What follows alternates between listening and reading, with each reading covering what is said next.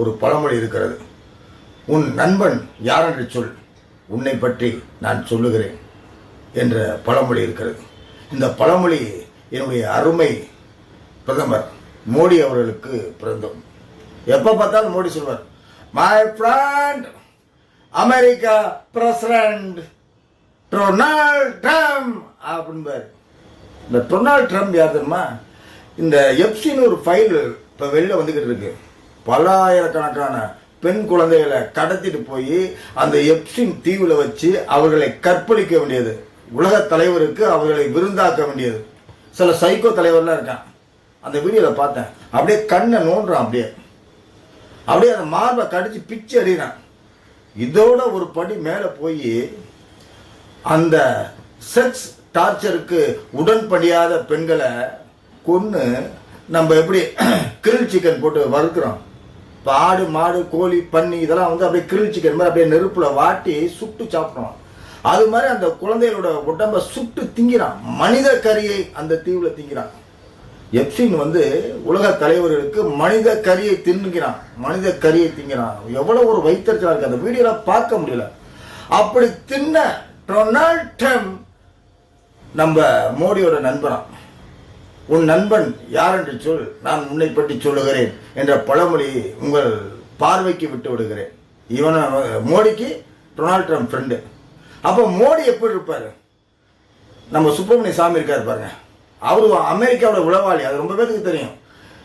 இந்தியாவில் ஒரு கலவரத்தை அமெரிக்கா ஏற்படுத்த வேண்டும் என்றால் உடனே சுப்பிரமணிய சாமி தான் அறிக்கை விடுவார். அவரே சொல்லியிருக்காரு, டொனால்ட் ட்ரம்ப் நண்பர் மோடி அவர்கள் பாலியல் அதை ரொம்ப ஈடுபாடு உள்ளவர். அவரும் 2-3 தடவை அந்த தீவுக்கு போயிட்டு வந்தாரா சுப்பிரமணிய சுவாமி சொல்லியிருக்காரு.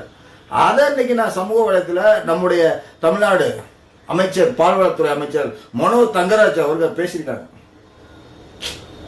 இவங்க தான் 2026 கூட்டணி வச்சுக்கிட்டு வர்றான்.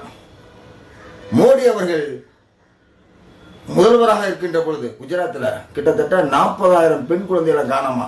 இந்த 40,000 பேர் எங்கே போனாங்க? அப்போ மோடி தான் அங்கே இப்போ குஜராத்தில் பிரதமர். எனக்கு சந்தேகமா இருக்கு. எனக்கு இல்லை, இந்திய மக்களுக்கு சந்தேகம் வருகிறது. மோடி என்ன பண்ணாரு? அந்த பெண் குழந்தைகள் எங்கு சென்றார்கள்? இன்னைக்கு எப்சின் பையில ஆயிரக்கணக்கான புகைப்படம் வீடியோ ஆதாரங்கள் வெளிவந்து கொண்டே இருக்கிறது. அமெரிக்கா நீதிமன்றம் வெளியிடுகிறது. இன்னும் அமெரிக்காவுடைய ஜனாதிபதியாக டொனால்ட் ட்ரம்ப் தொடர்வது இந்த உலக வரலாற்றில் சாபக்கேடு, வெக்கக்கேடு. அவருடைய நண்பர் என்று மோடி சொல்வது அதுவும் சாபக்கேடு, வெக்கக்கேடு. எனக்கு ஒரு சின்ன சந்தேகம் வருது. என்னன்னா, இந்தியாவுடைய பொருள்கள் அமெரிக்காவுக்கு ஏற்றுமதி செஞ்சா அங்கு 0 விழுக்காடு வரியை பிரதமர் அறிவிச்சிருக்கிறார். ஆனா அமெரிக்கா பொருள்கள் இந்தியாவில் இறக்குமதி செய்கின்ற போது 18 விழுக்காடு வரியை நம்ம செலுத்துறோம். அந்த எப்சின் பைல் வெளிவருகிற ஒரு நாள்ல இந்த வரி குறைப்பு நடக்குது. இந்திய விவசாயிகளுக்கு பெரிய இழப்பை ஏற்படுத்தி தந்திருக்கிறார் மோடி. அப்ப எப்சின் பைலுக்கும் மோடிக்கும் என்ன தொடர்பு? இன்னைக்கு இந்தியாவை ஆளுகிற பிரதமர் இதுக்கு விட சொல்லியாகணும், பதில் சொல்லியாகணும். ஐயோ சொல்லணும். இன்னும் சொல்ல போனா இன்னைக்கு மோடி அவர்கள் தலைமையில, அதாவது எடப்பாடி பழனிசாமி தலைமையில வருகிற கூட்டணி அத்தனையுமே ஊழல்வாதிய கூட்டணி.